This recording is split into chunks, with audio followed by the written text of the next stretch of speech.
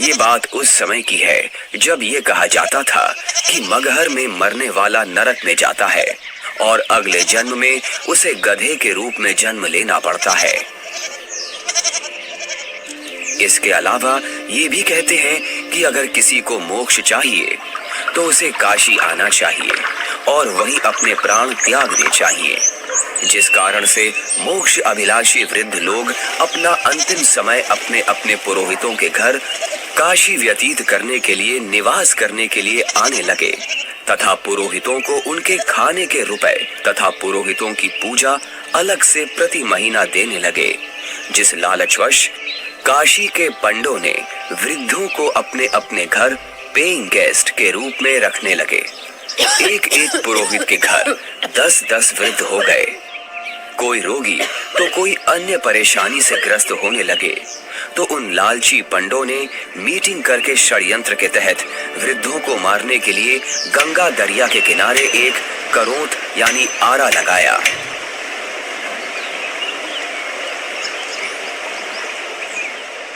भ्रम फैलाया गया कि जो शीघ्र स्वर्ग जाना चाहता है तो इतने रुपए पूजा, जो उस समय की अधिकतम राशि थी, जमा कराओ। श्रद्धालुओं ने वृद्धावस्था के दुख से छुटकारा पाने के लिए तथा स्वर्ग जाने की भावना से वह महंगी फीस भी देने लगे। उन पंडों ने आदमियों का आरे से गर्दन काटने का पाप सिर पर ले लिया। पंडों के षड्यंत्र पर विश्वास करके वृद्ध अपने बेटों से काशी में प्राण त्यागने के लिए आग्रह करने लगे। लेकिन पिताजी, अभी आपकी और माँ की आयु ही क्या है? अभी तो आपको अपने पोतों का ब्याह देखना है, उनकी संतानों को अपनी गोद में खिलाना है। देख बेटा, जिंदगी जीने का लालच तो कभी खत्म नहीं होता, और वैसे भी अपने जीवन में हमने अपनी सारी जिम्मेदारियों को पूरा कर लिया। अब जब भगवान के पास जाना ही है तो देर क्यों करना? हमें काशी में पवित्र करौंत लेने में स्वर्ग की प्राप्ति होगी। लेकिन पिताजी, काशी में लगे उस करौत के नीचे आकर मरना तो आत्मदाह हुआ ना? अगर उस आत्मदाह से ईश्वर मिलते हो तो क्यों ना आत्मदाह किया जाए? और वैसे भी यहाँ मगहर में मरने से तो हमें मोक्ष मिलेगा नहीं। अगर हम यहाँ मरे तो अगले जन्म में हमें गधे के रूप में जन्म लेना पड़ेगा। क्या तू चाहता है कि तेरे माता पिता का अगला जन्म गधे के रूप में हो? जितनी जल्दी हम काशी जाकर करौंत के नीचे मरेंगे उतनी जल्दी ही मोक्ष मिलेगा। लेकिन पिताजी। बस बेटा, तू हमारे साथ काशी चलकर वहां हमारी करौंत के नीचे आकर प्राण त्यागने की व्यवस्था कर दे। रामशंकर अपने माता पिताजी के साथ काशी के घाट पर पहुंचते हैं। वो उस घाट पर भी पहुंचे जहां करौंत लगा हुआ है। करौंत से थोड़ी दूर पर ही खड़े होकर वो सभी देखते हैं कि गंगा नदी के किनारे करौंत वाली जगह है। उसका हैंडल करौंत से थोड़ी दूर पर एक मंदिर के पास है जो गुप्त है। हे ब्राह्मण, मुझे भी मोक्ष को प्राप्त करना है। ये काशी है और यहाँ मरने वाला हर व्यक्ति मोक्ष के लिए ही आता है। लेकिन मैंने अपने जीवन में बहुत सारे पाप कर्म किए हैं। इससे कोई फर्क नहीं पड़ता है कि मरने वाला व्यक्ति पापात्मा है या पुण्यात्मा। काशी में मरने वाला हर व्यक्ति स्वर्ग को जाता है और मगहर में मरने वाला हर व्यक्ति नरक को प्राप्त करता है। ठीक है, मुझे भी इस आरे के नीचे आकर स्वर्ग जाना है। 50 मोहरें लगेंगी। ये लो। ठीक है, तुम तख्त पर लेट जाओ। मैं भगवान से प्रार्थना करता हूँ कि वो आपको स्वर्ग में जगह दे। हे परमात्मा, इस आत्मा को अपने चरणों में स्वर्ग में स्थान देना। बहुत सारे लोग मोक्ष के लालच में पैसे देकर आरे से कट रहे थे। कुछ माता पिता अपने पुत्रों से अनुरोध कर रहे थे कि हमें भी आरे से कटवा दो ताकि हम जल्दी स्वर्ग चले जाएं। इस प्रकार रामशंकर भी लाइन में लगकर करौंत के पास आता है और अपने पिताजी को करौंत पर गर्दन रखते हुए देखता है। तभी पंडा इशारा करता है। दूसरा पंडा हैंडल घुमाता है लेकिन हैंडल उलझ जाता है। थोड़ी देर बाद पंडा कहता है कि अभी भगवान ने आपकी कुर्बानी स्वीकार नहीं की है, कुछ दिन बाद फिर से आना। तभी हैंडल घुमाने वाला पंडा करौंद को ठीक करके इशारा करता है कि अब करौंद ठीक है, अगले का नंबर लगाओ। इस तरह फिर उनकी माता का नंबर आता है, उनकी गर्दन कट जाती है।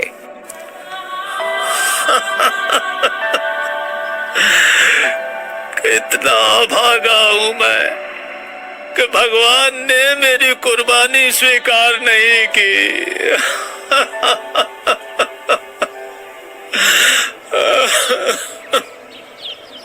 कबीर परमेश्वर जी इस भ्रम को दूर करना चाहते थे कि सच्चा भक्त किसी भी स्थान पर प्राण त्यागे वह उद्देशित लोक को प्राप्त होता है। सत्य कर्मों पुण्य कर्मों को करने वाला व्यक्ति, सत्य साधना करने वाला व्यक्ति संसार के चाहे जिस कोने में भी शरीर छोड़े और चाहे जैसे छोड़े, वो अपने पुण्य कर्मों के प्रताप से ईश्वर के पास चला जाता है, नरक नहीं जाता। लेकिन दुष्कर्मों को करने वाला इंसान चाहे जहां भी मरे, चाहे काशी हो चाहे मगहर, उसे नरक की ही प्राप्ति होती है। सतलोक को प्राप्त करने के लिए पुण्य कर्म जरूरी है, ना कि काशी क्रोध के नीचे मरना। कबीर जी क्षमा कीजिए, लेकिन हम इस बात से सहमत नहीं हैं कि पुण्य कर्मों को करने वाला व्यक्ति चाहे काशी में मरे या मगहर मरे, उसे स्वर्ग की ही प्राप्ति होगी। सत्य ये है कि अगर कोई भी व्यक्ति काशी में मरता है तो वो चाहे पुण्यकर्मी व्यक्ति हो या पापकर्मी, उसे स्वर्ग की ही प्राप्ति होगी। और अगर कोई व्यक्ति मगहर में मरता है तो वो चाहे पुण्यकर्मी हो या पापकर्मी, उसे नरक की ही प्राप्ति होगी। और इतना ही नहीं, मगहर में मरने वाला अगले जन्म में गधे के रूप में ही जन्म लेगा, ये भी निश्चित है। उस व्यक्ति को भी स्वर्ग की प्राप्ति नहीं होगी। ठीक है, तो मैं फिर मगहर में ही शरीर का त्याग करूंगा और स्वर्ग नहीं, स्वर्ग से भी आगे सतलोक जाऊंगा। और आप सभी पंडितों से मेरा आग्रह है कि आप सभी मेरे साथ मगहर चलें और मेरे शरीर छोड़ने के बाद अपनी ज्योतिष विद्या का प्रयोग करके ईमानदारी से सभी लोगों को ये बता देना कि मैं कहाँ गया हूँ। लोगों के बीच का ये भ्रम दूर होना चाहिए कि मोक्ष केवल काशी मथुरा में शरीर का त्याग करने से नहीं होगा, बल्कि मोक्ष केवल यथार्थ भक्ति से और मर्यादा में रहकर अपने जीवन का निर्वहन करने से होगा। आज आपके मुक्ति का दिन है। करौंद के नीचे आकर मोक्ष पाने के लिए तैयार हो आप? इस सारे अर्थात करौंद से मुक्ति प्राप्त करने के लिए कितनी मोहरें लगेंगी? केवल 50। पिताजी, आपको उस करौंद के नीचे अपने प्राणों को त्यागने की जरूरत नहीं है। क्यों? पर बेटा फिर मुझे मुक्ति कैसे प्राप्त होगी? पिताजी, मैं अभी एक बड़े महापुरुष कबीर देव जी के पास से ही आ रहा हूँ। उन्होंने कहा है कि जो व्यक्ति पुण्य कर्म करता है वो सतलोक ही प्राप्त करता है। उसकी मृत्यु चाहे जहां हो। बल्कि खुद कबीर जी मगहर में शरीर त्याग कर ये साबित करने जा रहे हैं कि मगहर में मरने वाला नरक नहीं जाता। यदि उसने सत्कर्म किए हैं तो वो भी स्वर्ग ही जाता है। आपको करौंद के नीचे अपने प्राण त्याग करने की जरूरत नहीं है। पिताजी, इन दुष्टों ने माता जी की हत्या की है। ये पाप कर रहे हैं। अरे अरे, ये क्या कर रहे हो? कबीर देव जी को ज्ञान नहीं है। तुम्हारा दिमाग फिर गया? ज्ञान नहीं है? वो तो साक्षात परमात्मा है।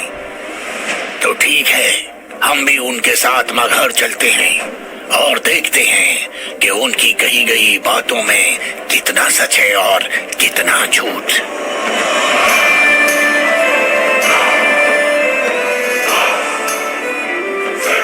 वीर देव सिंह बघेल जी की जय। महाराज, हमें ज्ञात हुआ है कि कबीर देव जी अपने शरीर का त्याग करने के लिए मगहर जा रहे हैं। लेकिन हमने सुना है कि मगहर में जो भी अपने शरीर का त्याग करता है उसे कभी स्वर्ग की प्राप्ति नहीं होती है। कबीर देव जी तो साक्षात परमेश्वर हैं और वो शरीर का त्याग चाहे जहां करें। ये मगहर में प्राणों को त्यागने की लीला वो इसलिए कर रहे हैं जिससे जनमानस को ये संदेश दिया जा सके कि आपको स्वर्ग की प्राप्ति होगी या नहीं, ये आपके पुण्य कर्मों पर निर्भर करता है, न कि मरण के स्थान पर। हमें कबीर देव जी के साथ जाना चाहिए। हाँ, हमें सिर्फ जाना ही नहीं है, अपितु कबीर देव जी के शरीर त्याग देने के बाद हमें उनके शरीर की रक्षा भी करनी है, जिससे उनका हिंदू धर्म विधि से अंतिम संस्कार किया जा सके। क्योंकि अगर हमने उनके शरीर की रक्षा नहीं की तो वो मुस्लिम उनके पार्थिव शरीर पर कब्जा करके उन्हें दफना देंगे। परमात्मा कबीर देव जी केवल हम हिंदुओं के भगवान हैं, उन मलेच्छ मुस्लिमों के नहीं। इसलिए हम आपको आदेश देते हैं, तुरंत ही सेना को हमारे साथ चलने को तैयार किया जाए। कबीर देव जी मगहर के लिए प्रस्थान करते हैं। वो नदी के किनारे से होकर गुजरते हैं, जंगल से गुजरते हैं। दिखता है कि उनके पीछे काफी सारे भक्त भी जा रहे हैं। कबीर प्रभु के साथ हिंदू और मुसलमान दोनों धर्मों को मानने वाले भक्त हैं। काशी के करौंत का समर्थन करने वाले पंडे हैं, विद्वान पंडित जिनके साथ सालिक राम भगवान की मूर्ति है, और बड़े बड़े टीका चंदन लगाने वाले पंडित जिनके साथ काफी सारी पुस्तकें हैं, वो भी कबीर प्रभु के साथ हैं। रामशंकर और उसके पिता भी कबीर प्रभु के साथ हैं। तभी उनके पीछे वीर देव सिंह की सेना भी आ जाती है। वीर देव सिंह कबीर देव जी को प्रणाम करते हैं। कबीर प्रभु के पीछे काफी सारे भक्त और सेना भी चल रही है। कबीर प्रभु चलते रहते हैं और जो भी कबीर प्रभु को जाते हुए देखता है उनके पीछे चल देता है।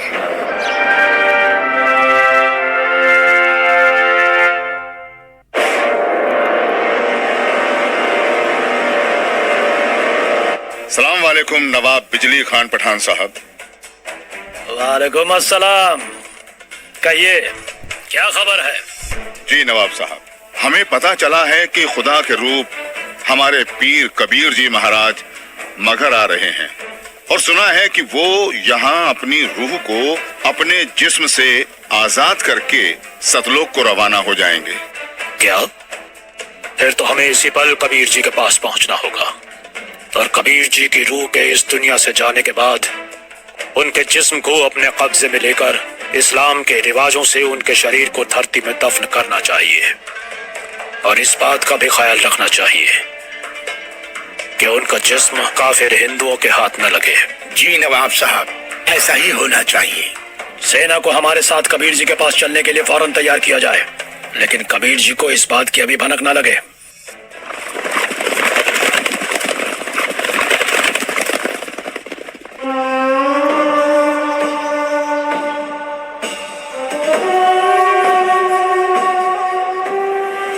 लगता है कबीर जी के जिस्म को पाने के लिए काशी नरेश वीर देव सिंह भी अपनी सेना लेकर आया है, लेकिन हमें किसी भी हालत में इन हिंदू काफिरों को कबीर जी के जिस्म को पाने नहीं देना है। आपके आने का मकसद हमें पता चल गया। वीर जी, बिजली खान आपकी क्या खिदमत कर सकता है? मैं अपना शरीर त्याग करने से पहले स्नान करना चाहता हूँ। जी, हम अभी आपके नहाने के लिए साफ पानी की व्यवस्था करते हैं। नहीं, मैं किसी बहते पानी के दरिया में स्नान करूंगा। बिजली खान। पीर जी, यहाँ एक दरिया बहता था जिसका नाम आमी नदी था, लेकिन पीर जी शंकर भगवान के श्राप के कारण उसका पानी अब एकदम सूख चुका है। चलो दिखाओ मुझे वो आमी नदी कहाँ है। जी पीर जी, चलिए। कबीर देव जी, वीर देव सिंह, बिजली खान और उनके सेना और बाकी के भक्त उस आमी नदी के पास पहुंच गए। कबीर देव जी ने उस सूखी हुई नदी को देखा। कबीर देव जी ने अपने हाथ जोड़कर प्रार्थना की और फिर अपने हाथों को हवा में ऐसे लहराया जैसे कि वो नदी को बहने का इशारा कर रहे हों। कबीर प्रभु के ऐसे इशारा करते ही थोड़ी दूर पर नदी की ही जगह पर एक जोर से धमाका हुआ और धरती के अंदर से पानी का सैलाब निकला। ये देखकर सभी लोग चौंक जाते हैं और सभी भक्ति भाव से भरकर कबीर प्रभु को देखते हैं और अपने हाथ जोड़ लेते हैं। पूरी नदी में पानी भर जाता है। सभी लोग खुश हो जाते हैं। कबीर प्रभु की जय, कबीर प्रभु की जय, कबीर प्रभु की जय। आदेश दें प्रभु। हुक्म दे मालिक। मुझे 2 सफेद चादरें चाहिए, एक बिछाऊंगा और एक ओढ़ूंगा। जो आज्ञा प्रभु। इसी क्षण 2 सफेद चादर यहाँ लाई जाएं। कोई और आदेश दें प्रभु। बिजली खान, तुम सेना किस लिए लाए हो? वीरदेव, तुम किस लिए सेना लाए हो? प्रभु जी, हम आपके शरीर को इतना मलिच मुसलमानों के हाथ नहीं लगने देंगे। इन्होंने अगर आपके शरीर को छू तक भी लिया तो इनमें से कोई भी जीवित नहीं बचेगा। हम आपका अंतिम संस्कार हिंदू रीति रिवाजों से करेंगे। तो हमने भी चूड़ियां नहीं पहन रखी हैं। हम भी अपने अल्लाह के स्वरूप पीर कबीर जी का जिस्म हिंदू काफिरों को नहीं देंगे और इस्लामी तरीके से पीर जी का शरीर को दफन करेंगे। और अगर ऐसा नहीं हुआ तो इसका अंजाम बहुत बुरा होगा। हम वीर देव की सेना से युद्ध करके आपका शरीर प्राप्त करेंगे, लेकिन अंतिम संस्कार हम मुस्लिम तरीके से ही करेंगे। मुझे नहीं पता था कि तुम सब मेरी शिक्षाओं को इतना ही समझ पाए हो। 120 साल हो गए मुझे तुम सब लोगों को समझाते हुए, फिर भी इतना ही समझ पाए हो। मुझे इतना ही जाना है तुम सबने। आज भी तुम एक ना होकर हिंदू मुसलमान बनकर अलग अलग खड़े हो। मेरी चेतावनी है, अगर तुम लोगों ने आपस में झगड़ा किया तो ठीक नहीं होगा। तुम दोनों एक ही परमात्मा की संतान हो। तुम दोनों अलग अलग ना होकर एक ही हो। हम सबको एक साथ रहना है। मेरे सतलोक गमन के बाद इन चादरों में तुम्हें मेरा शरीर नहीं मिलेगा।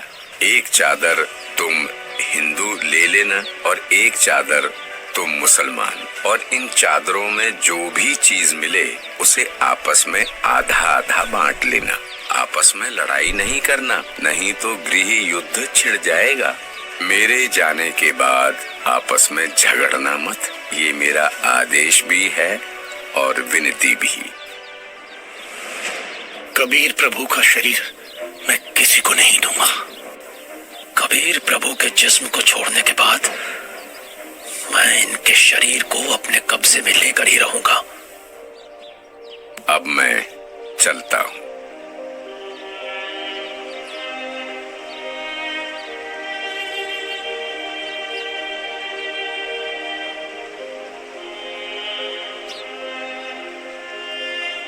देखो ब्राह्मण, मैं जा रहा हूं सतलोक। इस पृथ्वी से और तुम्हारे स्वर्ग से शंखों कोस दूर।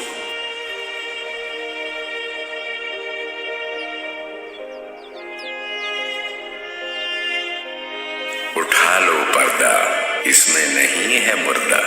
इस चादर को उठाओ। जैसे ही वीरदेव और बिजली खान दौड़कर वो चादर उठाते हैं तो कबीर देव जी की जगह उनके ही वजन के बराबर शरीर के आकार के सुगंधित फूल, गुलाब, गेंदा, गुड़हल आदि रखे हुए हैं।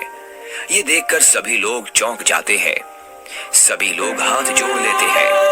अब वीरदेव की आंखों से आंसू निकलते हैं। बिजली खान की आंखें भी नम होती हैं। दोनों एक दूसरे को देखते हैं और आपस में एक दूसरे को गले लगाकर रोने लगते हैं। दोनों सेनाओं के सिपाही भी एक दूसरे को देखते हैं। वहां खड़े ब्राह्मण लोगों की भी आंखों से आंसू गिरने लगते हैं।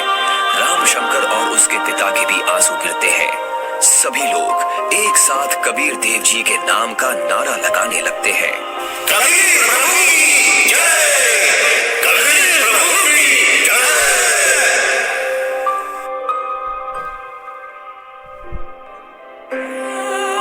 कबीर प्रभु, हमको माफ करना। हमने आपको पहचाना नहीं। आप तो खुद अल्लाह ही थे। बहुत बड़ी गलती हो गई हमसे। हमने भगवान को नहीं पहचाना। कबीर प्रभु की बात हमने नहीं मानी। अब हम सब एक होकर रहेंगे और उनकी कही सारी बातें मानेंगे। या अल्लाह माफ कर हमें। भगवान माफ करो हमें। कबीर भगवान हमें माफ करो। भगवान हमें माफ करो। फिर हिंदू और मुसलमानों ने आपस में वो फूल बांट लिए और मगहर में ही कबीर प्रभु की याद में 2 अलग अलग स्थानों का निर्माण किया। और फिर उन्हीं में से कुछ फूल लाकर वीर देव सिंह ने काशी में चौरा का भी कबीर प्रभु जी के स्थान का निर्माण किया।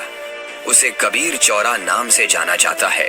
वहां पर कबीर पंथ का बहुत बड़ा आश्रम बना है। कबीर प्रभु जी ही सच्चे और पूर्ण परमात्मा है, जिन्होंने हम सबको रंग भेद, जाति धर्म भेद आदि के आधार पर ना बंटकर एकजुट रहना सिखाया। परमात्मा एक विशेष जाति या समूह का नहीं होता। परमात्मा तो सबका एक है, जिसका नाम कबीर देव